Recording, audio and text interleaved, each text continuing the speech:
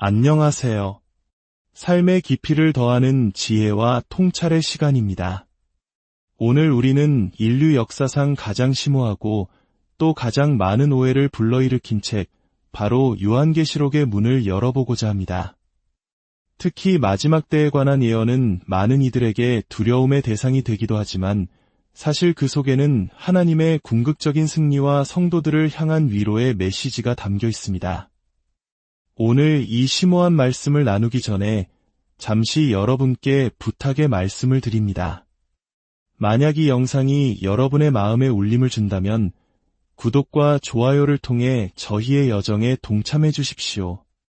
여러분의 작은 격려가 저희가 이 귀한 사역을 계속해 나가는데 큰 힘이 됩니다.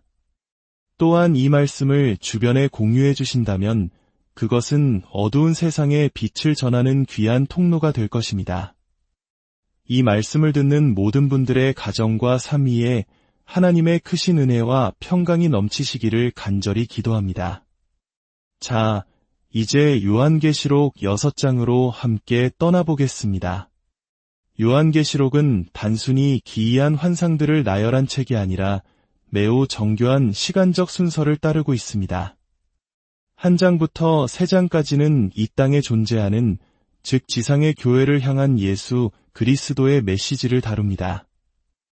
그리고 4장과 5장에서는 장면이 하늘로 옮겨갑니다.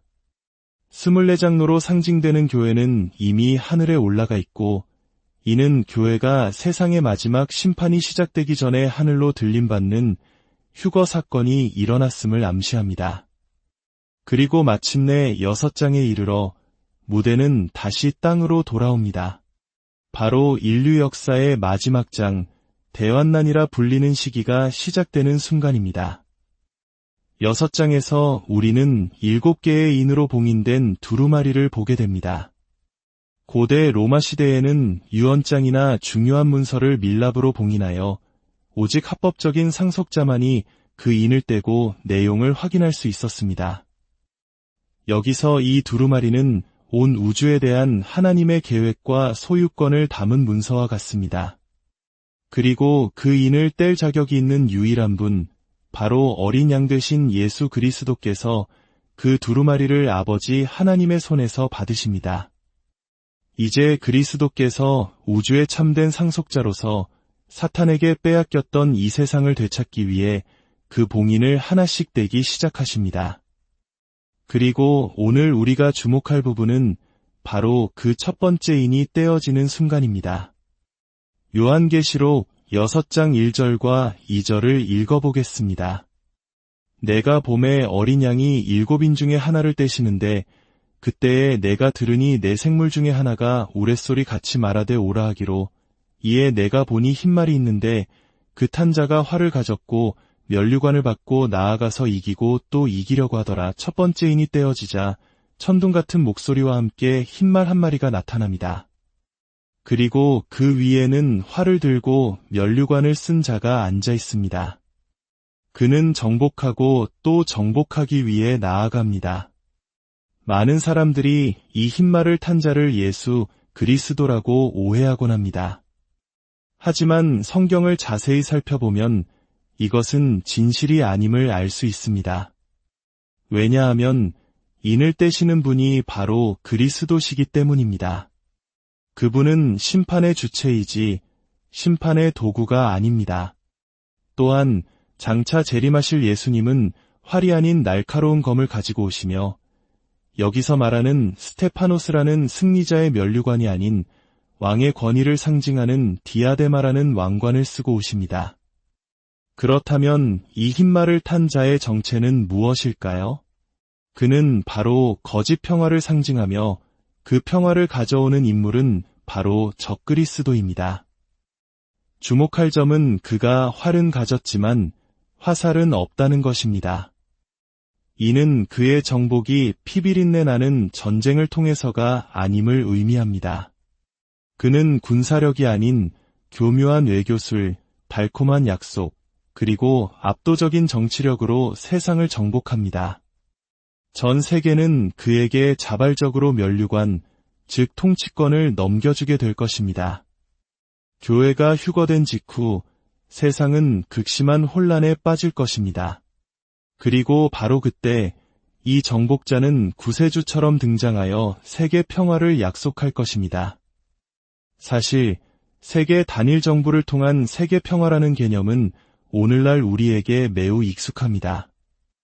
많은 지식인과 정치 지도자들은 인류가 직면한 빈곤, 환경오염, 전쟁, 질병과 같은 문제들을 해결하기 위해 국경을 초월한 강력한 단일 정부가 필요하다고 주장합니다.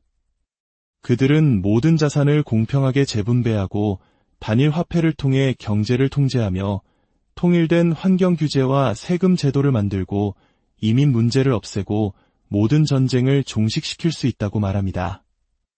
심지어 그들은 인류의 통합을 상징하는 하나의 세계 깃발까지 만들어 놓았습니다. 언뜻 들으면 매우 이상적이고 합리적인 생각처럼 보입니다. 하지만 성경은 이러한 인간 중심의 세계 통합이 얼마나 위험한 사탄의 계략인지를 아주 오래전부터 경고해왔습니다. 그 기원을 찾아 우리는 창세기 11장 바벨탑 이야기로 거슬러 올라가야 합니다. 하나님께서 대홍수로운 세상을 심판하시고 노아의 8가족을 통해 인류를 새롭게 시작하게 하셨을 때 그들에게 주신 명령은 생육하고 번성하여 땅에 충만하라는 것이었습니다. 즉, 온 땅에 흩어져 하나님의 창조 세계를 다스리라는 것이었죠. 하지만 얼마 지나지 않아 사람들은 신할 평지에 모여 한 가지 결심을 합니다. 그들은 서로에게 말했습니다. 자, 성읍과 탑을 건설하여 그 탑 꼭대기를 하늘에 닿게 하여 우리 이름을 내고 온 지면의 흩어짐을 면하자. 이것은 하나님의 명령에 대한 명백한 반역이었습니다. 그들은 흩어지기를 거부하고 한 곳에 모여 인간의 힘과 영광을 과시하고자 했습니다. 그들의 목표는 하나님을 영화롭게 하는 것이 아니라 우리 이름을 내는 것이었습니다. 이 바벨탑 프로젝트의 중심에는 니므롯이라는 인물이 있었습니다. 창세기 10장은 그를 세상의 첫 용사이며 용맹한 사냥꾼이었다고 기록합니다. 여기서 사냥꾼은 단순히 짐승을 사냥하는 사람이 아니라 사람을 죽이고 폭력으로 권력을 장악한 폭군을 의미합니다. 그는 인류 최초의 왕국, 바벨 왕국을 세운 자였습니다. 하나님께서는 이것을 어떻게 보셨을까요? 창세기 11장 6절에서 하나님은 이렇게 말씀하십니다. 이 무리가 한 족속이여 언어도 하나이므로 이같이 시작하였으니 이후로는 그 하고자 하는 일을 막을 수 없으리로다. 견제받지 않는 죄인들의 힘이 한 곳에 집중될 때 그 악은 걷잡을 수 없이 커지게 됩니다. 한 명의 사악한 통치자가 온 세상을 타락시킬 수 있는 위험한 상황이 되는 것입니다. 우리 민족의 역사 속에서도 우리는 견제받지 않는 권력이 얼마나 큰 비극을 낳을 수 있는지 뼈저리게 경험한 바 있습니다. 그래서 하나님께서는 직접 개입하셨습니다. 그들의 언어를 혼잡하게 하여 서로 알아듣지 못하게 하셨고 마침내 그들을 온 지면에 흩으셨습니다. 이것이 바로 하나님께서 국가와 민족을 나누신 이유입니다.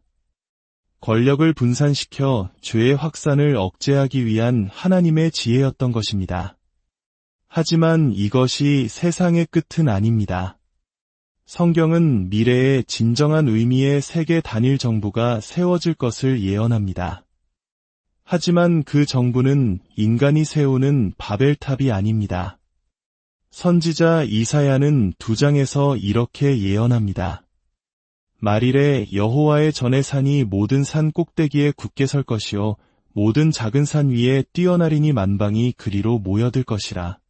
많은 백성이 가며 이르기를 오라 우리가 여호와의 산에 오르며 야곱의 하나님의 전에 이르자 그가 그의 길을 우리에게 가르치실 것이라. 우리가 그 길로 행하리라 하리니 장차 마지막 때에 메시아이신 예수 그리스도께서 예루살렘을 중심으로 온 세상을 다스리시는 평화의 왕국이 세워질 것입니다. 모든 민족이 그분께 나아와 그분의 의로운 통치를 받게 될 것입니다. 이것이 바로 하나님께서 계획하신 진정한 세계 평화입니다. 그러나 그날이 오기 전에 세상은 사탄이 만든 모조품, 즉 거짓 평화를 먼저 경험하게 될 것입니다.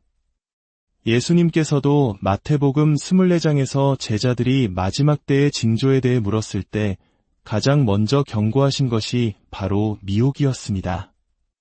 너희가 사람의 미혹을 받지 않도록 주의하라. 많은 사람이 내 이름으로 와서 이르되 나는 그리스도라 하여 많은 사람을 미혹하리라. 마지막 때의 가장 큰 특징은 바로 영적 속임수입니다. 그리고 그 속임수의 핵심 메시지가 무엇인지 사도 바울은 데살로니가전서 5장에서 명확하게 말합니다. 그들이 평안하다, 안전하다 할 그때에 임신한 여자에게 해산의 고통이 이름과 같이 멸망이 갑자기 그들에게 이르리니 결코 피하지 못하리라. 세상은 평화와 안전을 외칠 것입니다. 적그리스도는 등장하여 전 세계적인 평화 조약을 이끌어내고 특히 이스라엘과 7년간의 평화 협정을 맺을 것입니다. 이것이 바로 다니엘서 9장에 예언된 내용입니다. 사람들은 마침내 인류의 오랜 수건이었던 세계 평화가 이루어졌다고 환호할 것입니다. 이것이 바로 요한계시록 6장의 흰말을 탄 자가 가져올 세상입니다. 하지만 그 평화는 잠시뿐입니다. 예수님께서는 마태복음 24장에서 그 평화 이후에 곧바로 전쟁과 기근, 지진이 뒤따를 것이라고 말씀하셨습니다. 요한계시록 6장에서도 흰말이 지나가자마자 전쟁을 상징하는 붉은 말, 기근을 상징하는 검은 말, 그리고 사망을 상징하는 청황색 말이 연이어 등장합니다. 적그리스도는 평화 조약을 맺은 지 3년 반 만에 본색을 드러내고 이스라엘을 배신하며 자신을 하나님이라 칭하며 성전을 더럽힐 것입니다. 그리고 인류 역사상 전무후무한 핍박과 환난이 시작될 것입니다. 사랑하는 여러분, 오늘 우리는 요한계시록의 첫 번째 인을 통해 마지막 때에 나타날 거짓 평화의 실체에 대해 살펴보았습니다. 세상은 지금도 끊임없이 인간의 힘으로 유토피아를 건설할 수 있다고 속삭입니다. 기술의 발전, 정치적 통합, 경제적 번영이 우리를 구원할 것이라고 말합니다. 하지만 성경은 분명히 경고합니다. 그리스도 없는 평화는 신기루에 불과하며 인간이 쌓아올린 바벨탑은 반드시 무너지게 되어 있습니다. 그 끝은 평화가 아니라 더 큰 파멸과 심판입니다. 진정한 평화, 영원한 평화는 오직 평강의 왕이신 예수 그리스도를 통해서만 가능합니다. 그분만이 우리의 죄를 용서하시고 하나님과 우리 사이를 화목하게 하시며 이 땅에 참된 정의와 공의를 세우실 유일한 분이십니다. 세상이 평화와 안전을 외칠 때 우리는 깨어 기도하며 분별해야 합니다. 그리고 세상이 주는 거짓된 안정감에 안주하는 것이 아니라 곧 다시 오실 우리 주님을 맞이할 준비를 해야 합니다. 신랑을 기다리다 기름을 준비하지 못해 혼인잔치에 들어가지 못한 어리석은 5 처녀와 같이 되지 않도록 우리는 항상 믿음의 등불을 밝히고 깨어 있어야 할 것입니다. 주님, 저희에게 미래를 볼 수 있는 창을 열어주시니 감사합니다. 세상의 거짓된 평화에 속지 않게 하시고 오직 주님 안에서만 참된 안식과 평안을 누리게 하여 주옵소서. 다가올 심판을 두려워하는 것이 아니라 우리를 구원하시고 영원한 나라로 인도하실 주님의 재림을 소망하며 오늘을 살아가게 하옵소서. 이 말씀을 듣는 모든 이들이 주 예수 그리스도를 구주와 주인으로 영접하여 다가올 진노에서 구원받고 영원한 평화의 왕국에 참여하는 은혜를 누리게 하여 주옵소서. 오늘 말씀을 듣는 모든 분들의 삶에 세상이 줄 수 없는 하나님의 참된 평강이 함께하기를 우리 주 예수 그리스도의 이름으로 간절히 축원합니다.